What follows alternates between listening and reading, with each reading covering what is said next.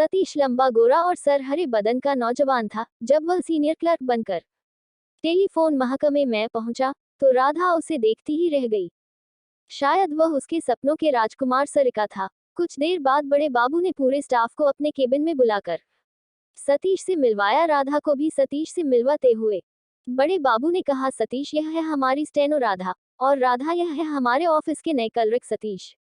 राधा ने एक बार फिर सतीश को ऊपर से नीचे तक देखा और मुस्कुरा दी। ऑफिस में सतीश का आना राधा की जिंदगी में भूचाल आने जैसा था। वह घर जाकर सतीश के सपनों में खो गई। दिन में हुई मुलाकात को भूलना उसके बस में नहीं था। सतीश और राधा हमउम्र थे।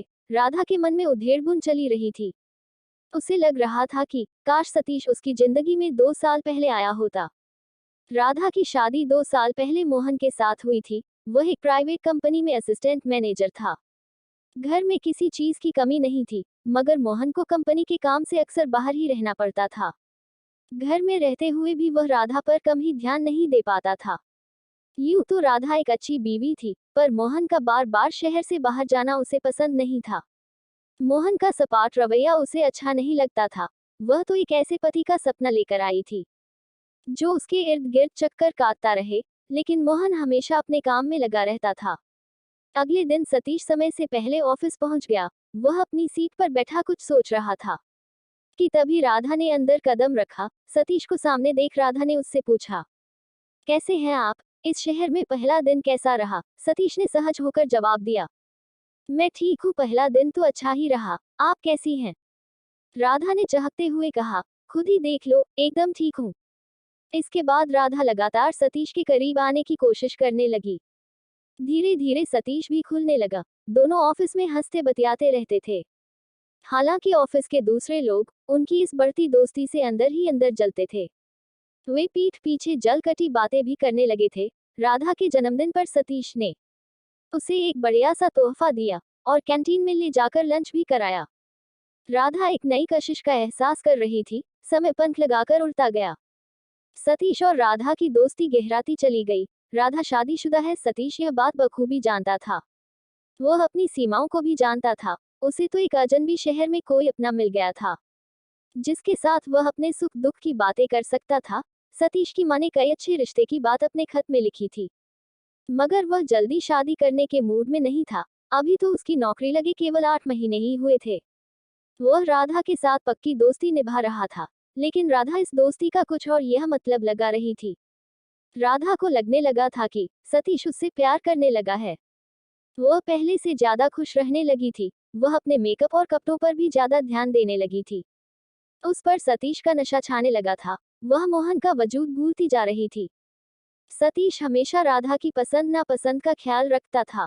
वह उसकी हर बात की तारीफ किए बिना नहीं रहता था। यही तो राधा चाहती थी। उसे अपना सपना सच होता दिखाई दे रहा था। एक दिन राधा ने सतीश को डिनर पर अपने घर बुलाया। सतीश सही समय पर राधा के घर पहुंच गया। नीली जीन्स और सफेद शर्ट में वह बेहद सजीला जवान लग रहा था। इधर राधा भी किसी परी से कम नहीं लग रही थी। उसने नीले रंग की बनारसी साड़ी बांध रखी थी जो उसके गोरे व हसीन बदन पर खूब फब रही थी। सतीश के दरवाजे की घंटी बजाते ही राधा की बाछें खिल उठी। उसने मीठी मुस्कान बिखेरते हुए दरवाजा खोला और उसे भीतर बुलाया। ड्राइंग रूम में बैठा सतीश इधर उधर देख रहा था कि तभी राधा चाय लेकर आ गई। मैडम, मोहन जी कहाँ हैं? वह कहीं दिखाई नहीं दे रहे। सतीश ने पूछा। राधा खींचकर बोली, वह कंपनी के काम से हफ्ते भर के लिए हैदराबाद गए हैं। उन्हें मेरी जरा भी फिक्र नहीं रहती है। मैं अकेली दीवारों से बातें करती रहती हूँ। खैर छोड़ो, चाय ठंडी हो रही है। सतीश को लगा कि उसने राधा की किसी दुखती रग पर हाथ रख दिया है। बातों बातों में चाय कब खत्म हो गई पता ही नहीं। राधा को लग रहा था कि सतीश ने आकर कुछ हद तक उसकी तन्हाई दूर की है। सतीश कितना अच्छा है, बात बात पर हंसता मुस्कुराता है, उसका कितना ख्याल रखता है। तभी सतीश ने टोकते हुए पूछा, राधा कहाँ खो गई तुम? अरे कहीं नहीं, सोच रही थी कि तुम्हें खाने में क्या क्या पसंद है। सतीश ने चुटकी लेते हुए जवाब दिया, बस यही राजमा पुलाव, रायता, पूरी, पराठे और मूंग का हलवा। बाकी जो आप खिलाएगी वही खा लेंगे। क्या बात है, आज तो मेरी पसंद हम दोनों की पसंद बन गई। राधा ने खुश होते हुए कहा। राधा सतीश को डाइनिंग टेबल पर ले गई। दोनों आमने सामने जा बैठे। वहां काफी पकवान रखे थे।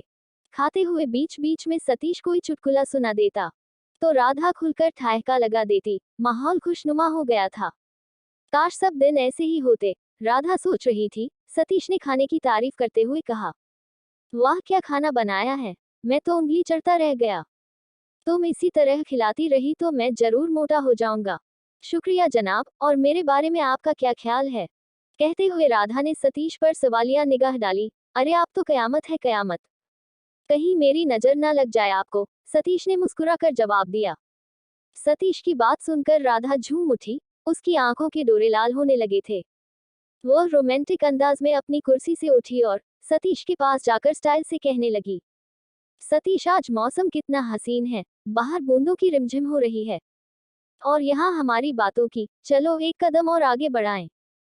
क्यों ना प्यार मोहब्बत की बातें करें। इतना कहकर राधा ने अपनी गोरी गोरी बाहें सतीश के गले में डाल दी। सतीश राधा का इरादा समझ गया। एक बार तो उसके कदम लड़खड़ाए, मगर जल्दी ही उसने खुद पर काबू पा लिया और राधा को अपने से अलग करता हुआ बोला, राधा जी आप यह क्या कर रही है, क्यों अपनी जिंदगी पर दाग लगाने पर तुली है? पल भर की मौज मस्ती आपको तबाह कर देगी, अपने जज्बातों पर काबू कीजिए। मैं आपका दोस्त हूँ, अंधेरों पर धकेलने वाला हवस का गुलाम नहीं। आप अपनी खुशियां मोहन जी में तलाशिए, आपके इस रूप पर उन्हीं का हक है, उन्हें अपनाने की कोशिश कीजिएगा। इतना कहकर सतीश तेज कदमों से बाहर निकल गया। राधा ठगी सी उसे देखती रह गई। उसे अपने किए पर अफसोस हो रहा था। वह सोचने लगी, मैं क्यों इतना कमजोर हो गई, क्यों सतीश को अपना सब कुछ मान बैठी, क्यों इस कदर उतावली हो गई। अगर सतीश ने मुझे ना रोका होता तो आज मैं कहीं की न रहती। बाद में वह मुझे ब्लैकमेल भी कर सकता था, मगर वह ऐसा नहीं है, उसने मुझे भटकने से रोक लिया। कितना महान है सतीश, मुझे उसकी दोस्ती पर नाज है।